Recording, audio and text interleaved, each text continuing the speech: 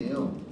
아마 지금 여기서 전라도에 오시는 분도 있고 경상도에 오시는 분도 있고 어려운 가운데 발걸음하신 걸 알고 있습니다. 특히 날씨도 좋지 않은데 지금 이제 오고 계시지만 시간은 시간대로 시작해야 될 것 같아서 마이크 잡았습니다.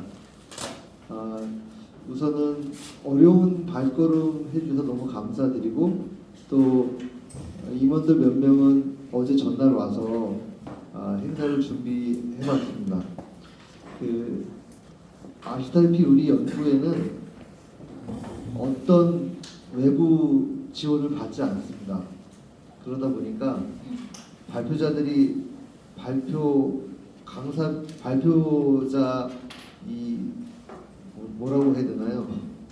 어떠한 지원을 받지 못하고 있고요. 이 모든 책자나 이런 거 다 회비로 운영되고 있습니다. 그래서 오늘 계신 곳이 꼭 편하지만 않을 수 있어서 그리고 이런 전화를 받았어요. 그래 5만 원, 6만 원 냈는데 혹시 방을 따로 잡아야 되나요? 네, 숙식까지 해서 5만 원, 6만 원이라고 했더니 믿지 않으시거든요. 그 얘기는 아마 한편으로는 모든 부대 비용에 모든 발표자들도 다 회비를 내고요. 그 다음에 또 한편으로는 열악합니다. 먹는 게 숙식하는 게 그렇기 때문에 이렇게 가능하다는 점 좀 이해해 주시고 그러다 보니 너무나 건방지게 또는 송구스럽게 내용으로만 승부한다 이런 천칠각오 하고 있다는 걸 말씀드리면서 첫 번째 발표 시작하도록 하겠습니다. 연구회가 2026년에 요 멘트를 가지고 저희가 연구의 모토를 만들었습니다. 이렇게 만든 이유는 있는데 어쨌든 디지털로 아날로그를 강화한다라고 하는 이 정체성에 맞춰서 이 앞으로 2년간 연구회를 같이 운영해 보고자 합니다. 저는 석박사 논문을 교육공학 융합 논문을 썼어요. 그래서 이런 데 조금 더 관심을 일찍 갖게 된 것 같아요. 올 4월에 저희 연구회 봄에 세미나 때 혹시 오셨던 분 손 한번 들어주실래요? 여기 오셨던 분. 네, 감사합니다. 사진에 본인 사진을 한번 찾아보시죠. 우리 이제 4월달 이렇게 모여서 행사를 했고요. 우리 여름에 이렇게 했는데 어쨌든 여기 사진 없는 분들 안에서 일하고 계신 분들이어서 어쨌든 반가웠습니다. 저희가 지난 이제 2년간 미래체육수업, 현재체육수업, 이 미래교육이라는 단어들이 사실은 너무나 흔한데 미래라고 하는 표현 때문에 앞으로 해야 될 건가? 이런 생각들 속에 여러 가지 또는 사실은 이 미래라는 걸 지금에 구현하자는 표현으로 갖고 온 건데 그래서 이제 저희도 이런 뜻으로 이제 운영을 했고요. 어쨌든 협의를 해가지고 앞으로 2년은 디지털로 아날로그를 강화한다 라는 측면에서 운영해 보기로 하였습니다. 디지로그라는 이 단어는 2006년에 돌아가신 이 교수님께서 만드신 단어고 어떻게 보면 앞으로 지구촌 사회가 디지로그한 사회로 살아가는 것이 본질이다. 본전일 수밖에 없다. 이런 논의를 갖고 생각하신 것 같아요.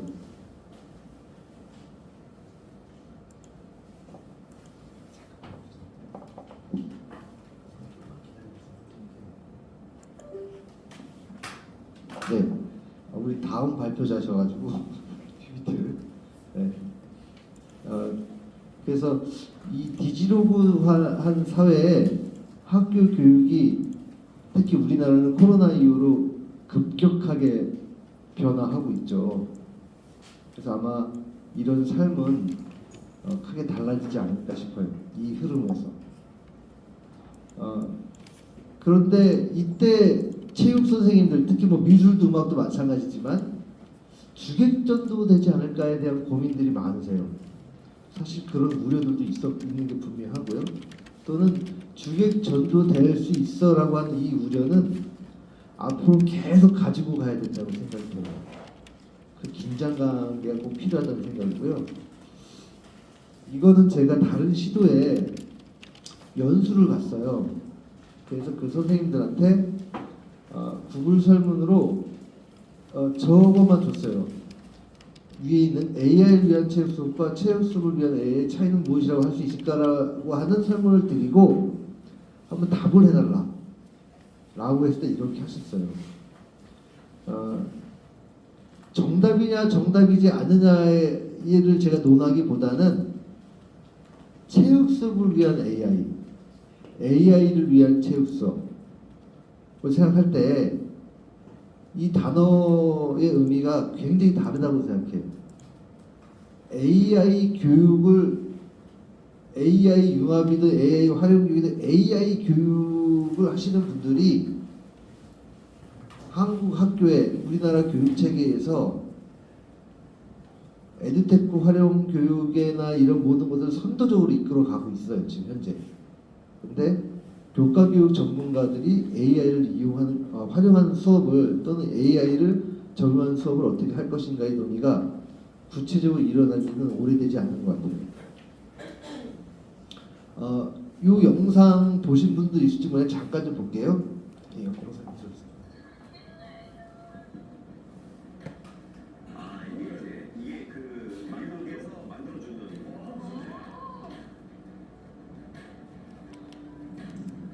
뉴욕 마라톤에서 뛴 거를 방송을 했죠. 그 센서로 뉴욕 마라톤 그 경기 거리를 그 사람 거를 다 끝날 때 저렇게 파일을 만들어줘요. 뉴욕 마라톤에서 완주자들한테.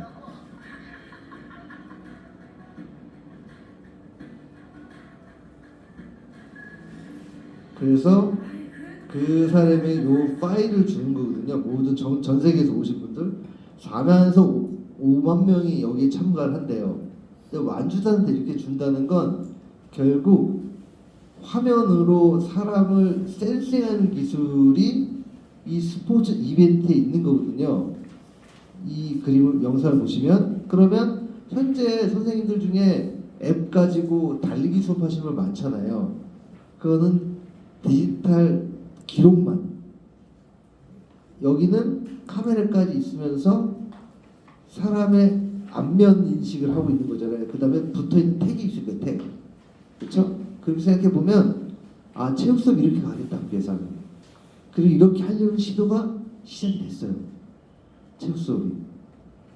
왜 제가 이 말씀을 드리냐면 제가 내일 좀 발표할 두앤 도운타워 연결이 되어 있는데 체육 수업에서 놓치지 말아야 될 그 가치가 뭐냐면 결국 사람과 사람의 만남이고 그 사람과 사람의 만남에서의 학생에 뭐가 남아야 되냐면 경험이 남아야 돼요.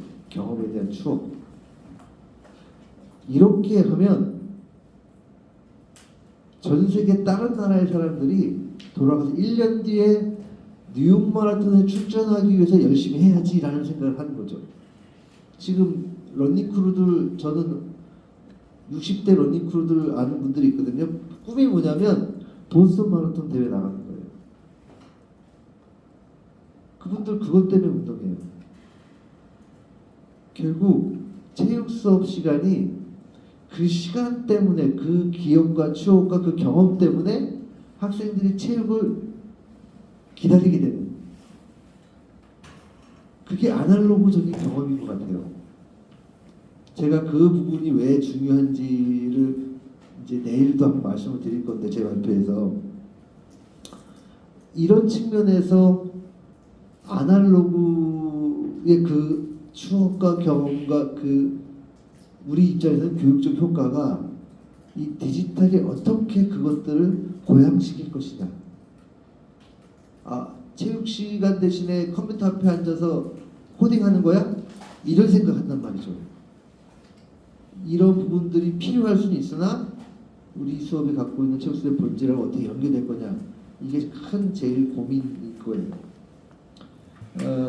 이 잠깐만요.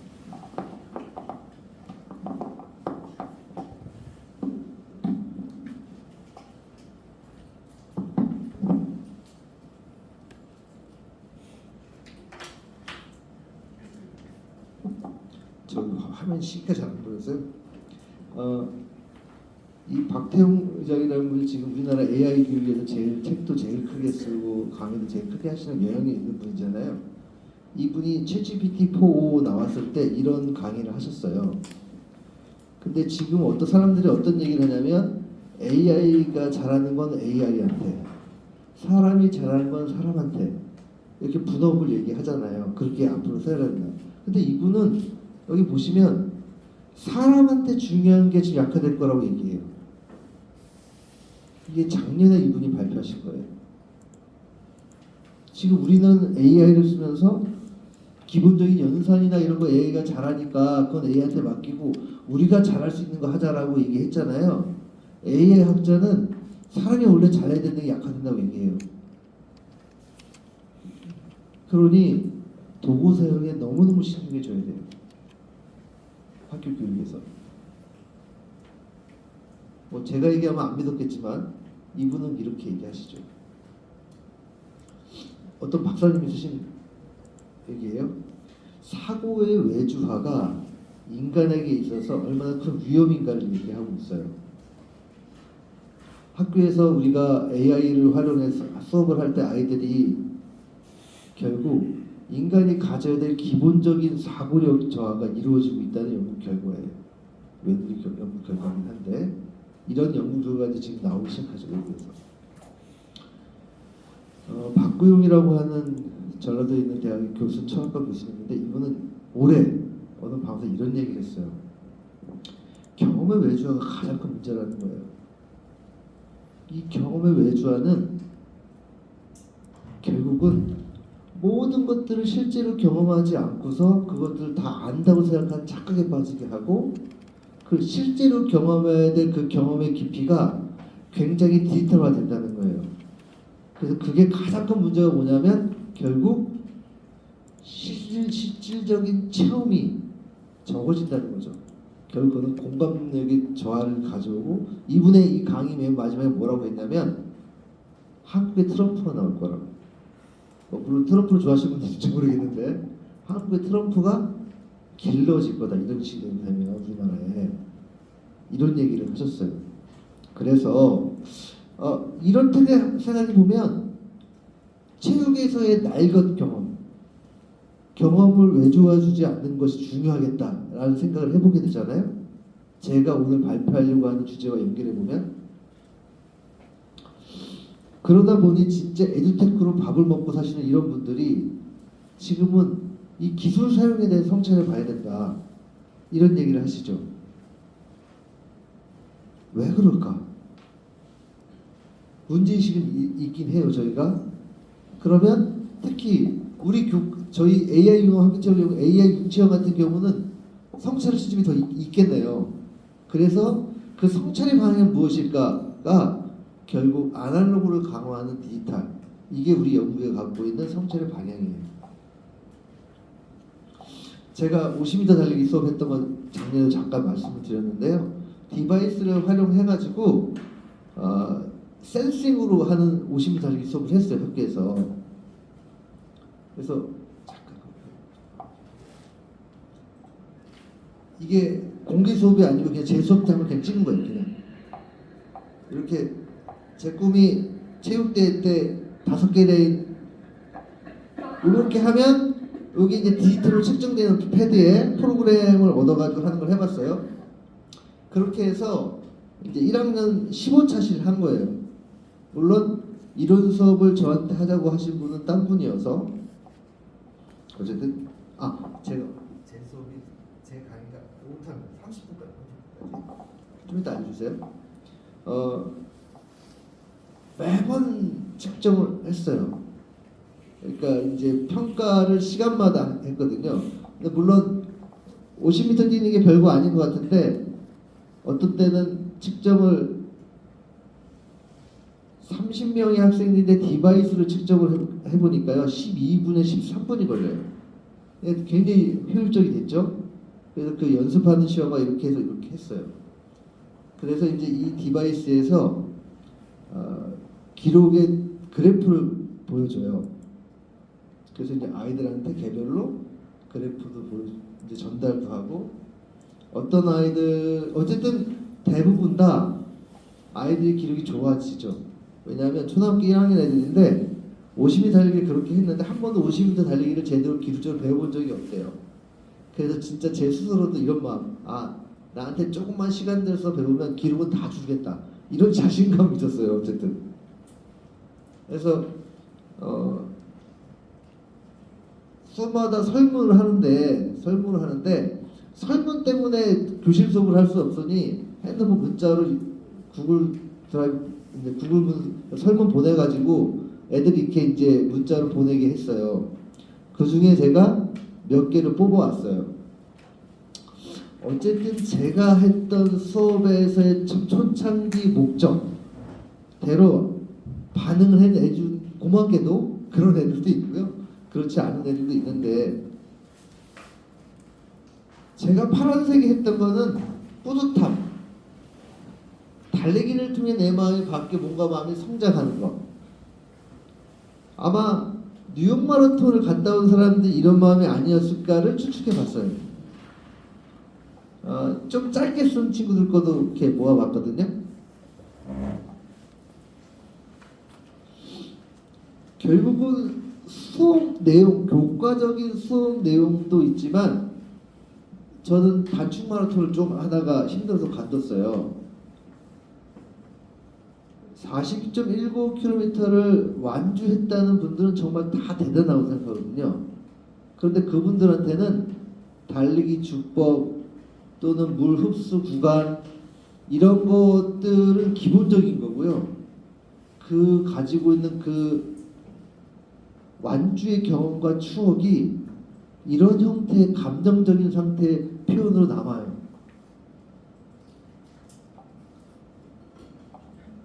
그 학생들 중에 다음 달에 공방에 가서 뭘 만드는 일, 중학교 1학년 여자애 2명이 뭘 만들어줬어요, 저한테.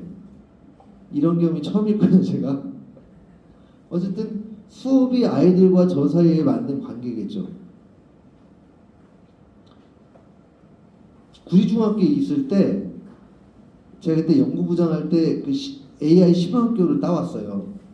그래서 전학년 학생들한테 줄넘기를 주고 두 달짜리 학교 장성 대회를 했어요.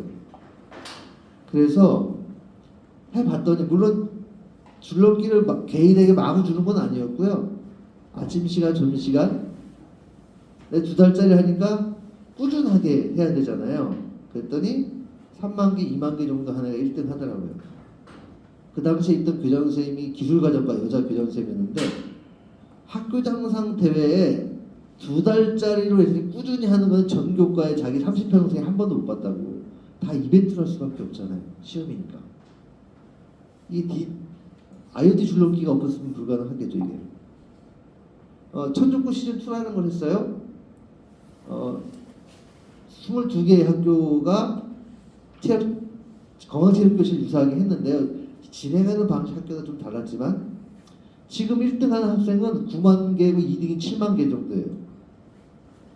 꾸준히 해요. 어떤 애는 상박교에서 하기도 하고요. 또 어떤 애는 다른 학교, 이게 이제 전국에 22개 학교라 다른 학교에 있는 아이들이 학교가 좀 다 달라요. 만나는 건 없어요. 기록만 대시보드에서 보는 거예요. 그거 가지고 그 기록 자체가 아이들을 추억을 만들고 움직이게끔 해요. 그래서 이 책자 맨 뒤에 보면 이 대회에 참가하고 있는 학생들 몇몇의 수기를 이렇게 올렸으니까 좀 이따 쉴 때 한번 보시고요.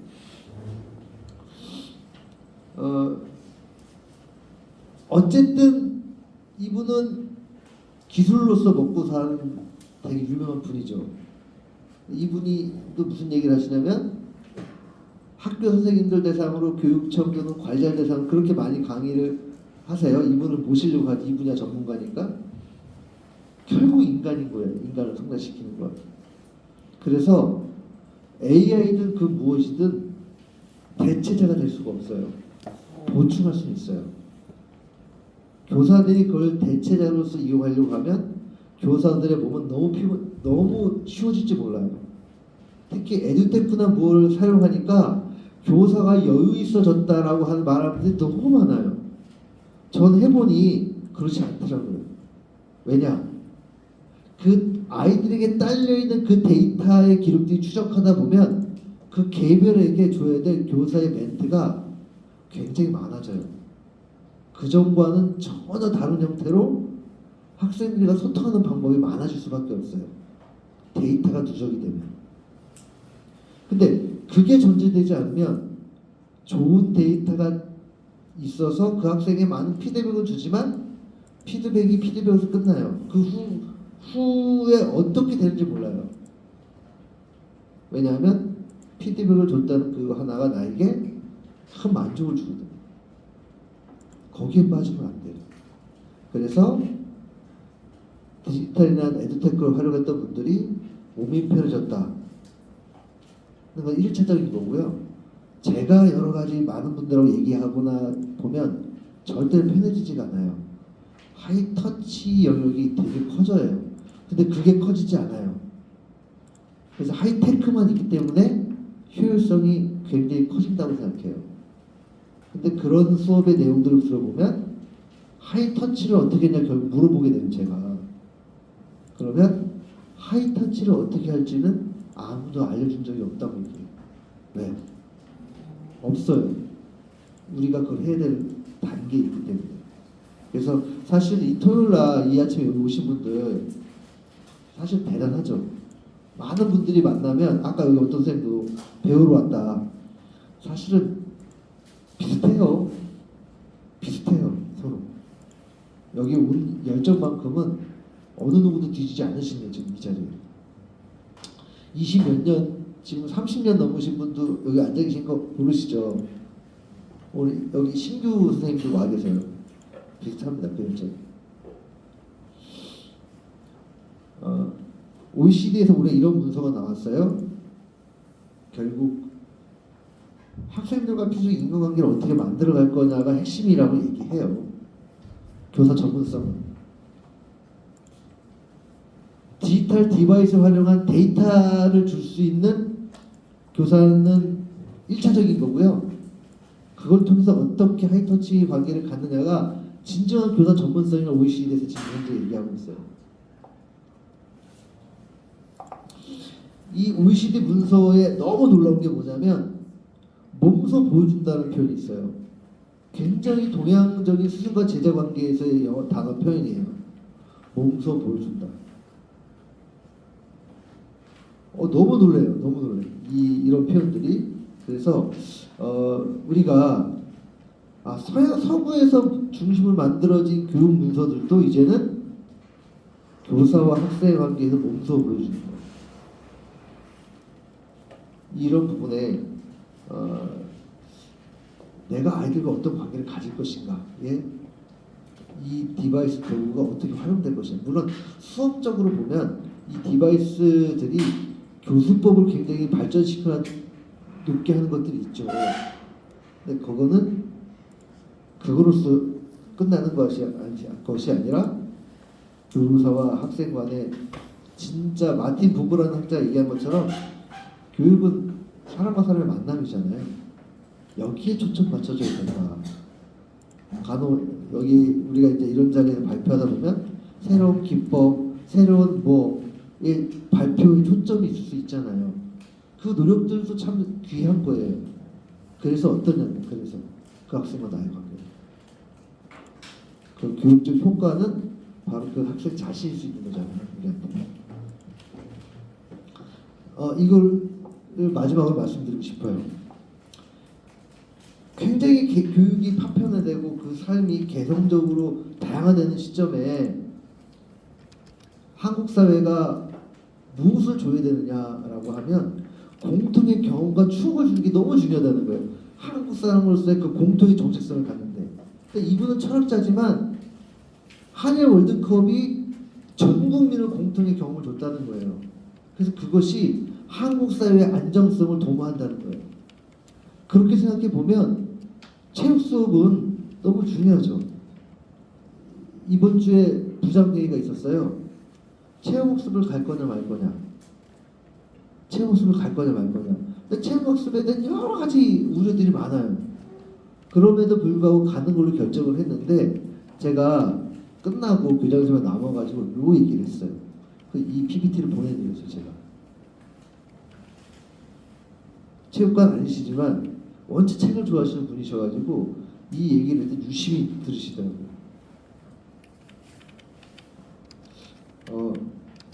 내 수업에서 그래서 제가 뭐라 했냐면 교장 선생님 그래서 수학형 수학 내용이 필요한가 봐요. 구체적으로 뭔가가 바꿔야 된다고 생각할지언정 그런 것들이 우리 세대에 우리를 하나 되게 했나 봐요. 그리고 이분은 아까 말씀드렸던 대로 그런 경험이 홀로 독불장 같은 미국의 대통령 같은 사람 안 만들 거라고 얘기해요. 이분의 강연을 듣고 참 굉장히 공감이 됐어요. 체육대회가 왜 중요할까 애들한테. 체육대회를 통해서 왜 반 애들이 으쌰으쌰 하는 경험이 필요할까. 이런 생각을 하게 됐습니다. 스포츠 클럽 대회가 왜 중요할까. 이런 생각을 제가 체육 관련된 사람이 아닌 철학자예요. 이분 독일에서 박사학위 했어요. 그런 얘기를 보면서 저런 얘기를 내가 대통령이나 교육감님한테 해야 되는데 이런 생각도 우스갯소리로 했습니다.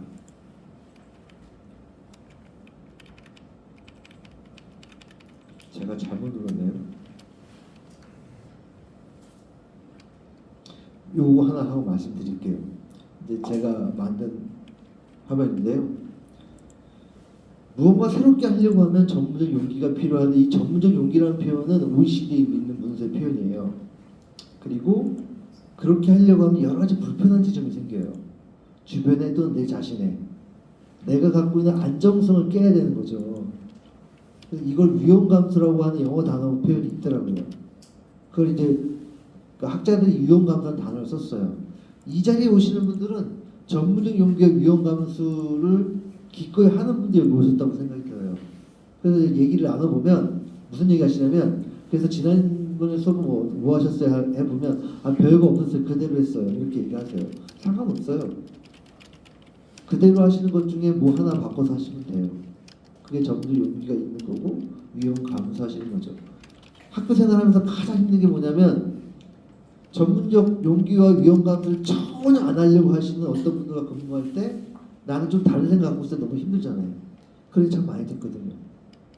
그래서 이 자리에 오신 분들이 전문적 용기와 위험 감수의 마음으로 디지털을 아날로그를 강화하는 데 사용하는 그런 마음을 가지시고 앞으로 2년간 우리 연구회에서